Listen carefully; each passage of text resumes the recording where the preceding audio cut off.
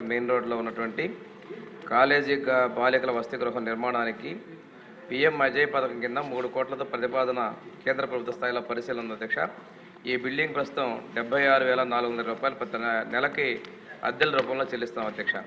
అదేవిధంగా పెందుర్తి గర్ల్స్ హాస్టల్కి 8.65 లక్షల రూపాయలతో మరమ్మతులు చేయడం జరిగింది. పెందుర్తిలోని కాలేజీ బాయ్స్ హాస్టల్ కూడా 13.92 లక్షల రూపాయలతో మరమ్మతులు చేపట్టడం జరిగింది అధ్యక్ష. ఇప్పుడు మన ప్రభుత్వం వచ్చిన తర్వాత హాస్టల్ రిపేర్కి 143 కోట్ల రూపాయలు కేటాయించడం జరిగింది. అదేవిధంగా టాయిలెట్స్కి 23 కోట్ల రూపాయలు ప్రత్యేకంగా కేటాయించడం జరిగింది అధ్యక్ష. 104 కోట్ల రూపాయలతోటి కొత్త హాస్టల్ నిర్మాణాలకు కూడా నిధులు మంజూరు చేయడం జరిగింది అధ్యక్ష.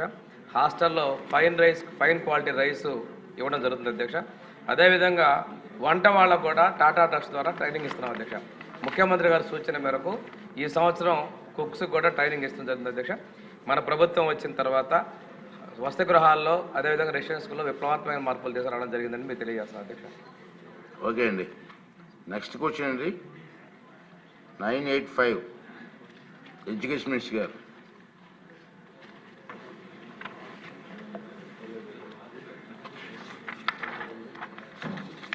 అధ్యక్ష, మొదటి ప్రశ్నకి సమాధానం 2019-24 కాలంలో నిధుల దుర్వినియోగంపై కొన్ని ఫిర్యాదులు అందినాయి, వాటిపై దర్యాప్తు చేస్తున్నాం. రెండో ప్రశ్నకి సమాధానం 153 కోట్లు 1,33,628 రూపాయలు. మూడో ప్రశ్నకి సమాధానం 2019-24 కాలంలో అక్రమ పదోన్నతులు మరియు సస్పెన్షన్లపై కొన్ని ఫిర్యాదులు అందాయి, వాటిని దర్యాప్తు చేయటం జరుగుతుంది. నాలుగో ప్రశ్న సమాధానం ఫిర్యాదు వివరాలు అనుబంధంలో పొందుపరచడం జరిగింది. ఎంఎస్ రాజు గారు.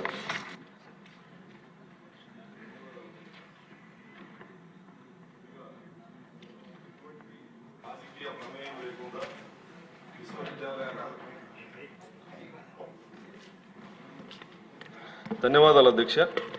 ముందుగా ఎటువంటి రాజకీయ నిర్ణయాలు లేని విశ్వవిద్యాలయాలకు వైస్ ఛాన్సలర్లుగా నియమించిన విద్యాశాఖ మంత్రి నారా లోకేష్ గారికి ధన్యవాదాలు, కృతజ్ఞతలు తెలియజేస్తూ గత 19-24 మధ్య వైస్ ఛాన్సలర్లు వైసీపీ కార్యాలయాలుగా విశ్వవిద్యాలయాల్ని మార్చడం జరిగింది. ఎస్కే యూనివర్సిటీలో, శ్రీకృష్ణదేవరాయ యూనివర్సిటీలో వీసీగా రామకృష్ణారెడ్డి అనేక అక్రమాలు దుర్మార్గాలకి పాల్పడడం జరిగింది.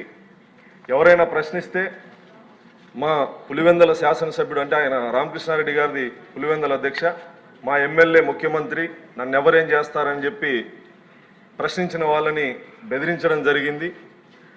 కోట్ల రూపాయల అవినీతి అక్రమాలకు పాల్పడడం జరిగింది. దాదాపు 100 కంప్యూటర్లు చోరీకి గురైతే కూడా కంప్లైంట్ చేసిన వీసీగా ఎటువంటి చర్యలు తీసుకోకపోవడం, ప్రభుత్వ వాహనాలని, రిజిస్టర్ రెక్టార్ వాహనాలని, వీసీ వాహనాలని విహారయాత్రలకి వాడుకోవడం, విద్యార్థి సంఘాల నాయకులు ప్రశ్నిస్తే కూడా సమాధానం చెప్పలేనటువంటి దురహంకారంతో వ్యవహరించడం జరిగింది అధ్యక్ష. 2025లో ఎటువంటి నోటిఫికేషన్ లేకుండా, రోస్టర్ సిస్టమ్ పాటించకుండా రిజర్వేషన్ వర్గాలకు అన్యాయం జరిగే విధంగా 21 అసిస్టెంట్ ప్రొఫెసర్ నియమించడం జరిగింది అధ్యక్ష అప్పటి వీసీ గారు.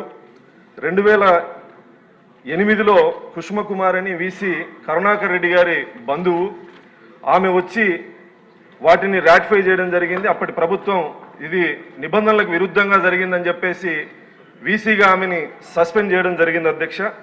విద్యార్థి సంఘాలు కోర్టుకు వెళ్ళడం జరిగింది. వైసీపీ ప్రభుత్వం కూడా 13/9/2021లో అప్పటి రిజిస్ట్రార్ గారు హైకోర్టులో వాళ్ళకి మద్దతుగా ఇంప్లీడ్ పిటిషన్ కూడా వేయడం జరిగింది అధ్యక్ష. అయితే ప్రభుత్వం ఒకవైపు హైకోర్టులో ఇంప్లీడ్ అవుతూ ఉన్నత విద్యామండలి చైర్మన్ హేమచంద్రారెడ్డి గారి ఒత్తిడికి తలొగ్గి 23/8/2022న ఇంప్లీడ్ పిటిషన్కి విరుద్ధంగా 21 అసిస్టెంట్ ప్రొఫెసర్లని అసోసియేట్ ప్రొఫెసర్లుగా నియమించడం జరిగింది. ఈ ప్రక్రియ ద్వారా రిజర్వేషన్లు పాటించకపోవడం వల్ల ఎస్సీ, ఎస్టీ, బీసీలకి అన్యాయం జరిగింది అధ్యక్ష. వీటిలో ఈ వర్గాలకి న్యాయం జరిగే అవకాశం ఏదైనా ఉందా అని చెప్పి ఈ సందర్భంగా గౌరవ మంత్రి గారిని ప్రశ్నిస్తానని అధ్యక్ష. అదేవిధంగా యూనివర్సిటీల్లో ఈ రోజు ఏదైతే నిర్ణయం తీసుకున్నారో రాజకీయ పార్టీలకు అతీతంగా సమర్థులకి వైస్ ఛాన్సలర్ గా అవకాశం కల్పిస్తూ రాజకీయ ప్రమేయం లేనటువంటి యూనివర్సిటీలను ఇప్పుడు చూస్తా ఉన్నాం. అయితే 1924లో ఉన్నటువంటి వీసీలు అనేక యూనివర్సిటీల్లో రాజకీయ పార్టీ కార్యకలాపాలు చేసిన వాళ్ళందరి మీద చర్యలు ఏమైనా తీసుకుంటానని చెప్పేసి గౌరవ మంత్రి గారు నేను అభ్యర్థిస్తున్నాను అధ్యక్ష తమరి ద్వారా. సో బెల్లు నాక కొట్టింది వాళ్ళకి. అధ్యక్ష, ఎంఎస్ రాజు గారు ఇప్పుడు 4 అంశాలు అడిగారు అధ్యక్ష. ఒకటి, కంప్యూటర్స్ కొనుగోలులో దుర్వినియోగం జరిగిందనేది ఆయన ఒక విషయం చెప్పారు. రెండోది, ఏదైతే యూనివర్సిటీ వాహనం ఉందో అది పర్సనల్ పర్పసెస్కి వాడుకుంటాం జరిగింది, దానిపైన మీరు యాక్షన్ తీసుకోండి అని కోరారు. మూడోది వచ్చి రిక్రూట్మెంట్లో రూల్స్ ఆఫ్ రిజర్వేషన్ సరిగా పాటించలేదు, దానివల్ల బడుగు బలహీన వర్గాలు ఇబ్బంది పడుతున్నాయి అనేది వాళ్ళు చెప్పారు అధ్యక్ష. నేను ఇప్పుడే నా సమాధానంలో చెప్పినట్లు ఫిర్యాదులు అందినాయి. నేను ఇమ్మీడియట్గా ఒక ఎంక్వైరీ కమిటీ వేస్తాను. రిపోర్టు 100 రోజుల్లో సబ్మిట్ చేయమని నేను ఆ కమిటీని కోరుతాను. ఆ రిపోర్ట్ వచ్చిన తర్వాత తప్పనిసరిగా యాక్షన్ తీసుకుంటానని ఈ సభాముఖంగా గౌరవ శాసనసభ్యుడు ఎంఎస్ రాజు గారికి నేను తెలియజేస్తున్నా అధ్యక్ష. అంతేకాకుండా అధ్యక్ష, ఒక పక్కనేమో పారదర్శకంగా విశ్వవిద్యాలయాలు నడిపించాలనే లక్ష్యంతో కూటమి ప్రభుత్వం, ప్రజాప్రభుత్వం ఉంది అధ్యక్ష. నిన్న ఏయులో ఒక విద్యార్థి ఫిట్స్ వచ్చి చనిపోయాడు అధ్యక్ష. మనం కాపాడుకోలేకపోయాం. అంబులెన్స్ హాస్పిటల్ తీసుకెళ్ళినా ఆ పిల్లడు మనం కాపాడలేకపోయాం. కానీ దాని వెనకాల ఏదో ఉందని కావాలని కొన్ని స్టూడెంట్ యూనియన్స్ అక్కడ పాఠాలు జరగకుండా ఇబ్బంది పెడతాం. చాలా చాలా బాధాకరం అధ్యక్ష. ప్రభుత్వం వినేదానికి సిద్ధంగా ఉంది. తప్పు జరిగితే సరిదిద్దుకునేదానికి కూడా మేము సిద్ధంగా ఉన్నాం. కానీ ఎక్కడైతే ఎలాంటి తప్పు జరగలేదో అక్కడ రాజకీయాలు చేస్తాం కరెక్ట్ కాదని నేను బలంగా నమ్ముతున్నా అధ్యక్ష.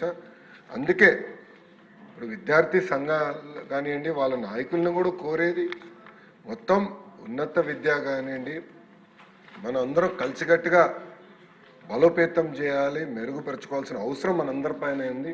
మీరు కూడా దీంట్లో భాగస్వాములే. కరికులం గురించి మాట్లాడదాం, ఇంప్రూవ్మెంట్స్ గురించి మాట్లాడదాం, కలిసికట్టుగా ముందరికి వెళ్దాం. పారదర్శకంగా అద్భుతమైన వైస్ ఛాన్సలర్స్ నియమిస్తున్నాం. ఎలాంటి పొలిటికల్ ఇంటర్ఫియరెన్స్ లేకుండా నియమిస్తున్నాం. ఎందుకు చేస్తున్నాం అంటే Andhra university among the top 100 యూనివర్సిటీగా తీర్చిదిద్దాలనే టార్గెట్ గౌరవ ముఖ్యమంత్రి నారా చంద్రబాబు నాయుడు గారు నాకు ఇచ్చారు అధ్యక్ష. ఇక్కడ ఏమవుతుందంటే కొంతమంది వాళ్ళ స్వార్థం కోసం కావాలని విశ్వవిద్యాలయాల్లో ఇలాంటి కార్యక్రమాలు చేస్తాం. చాలా చాలా బాధాకరం.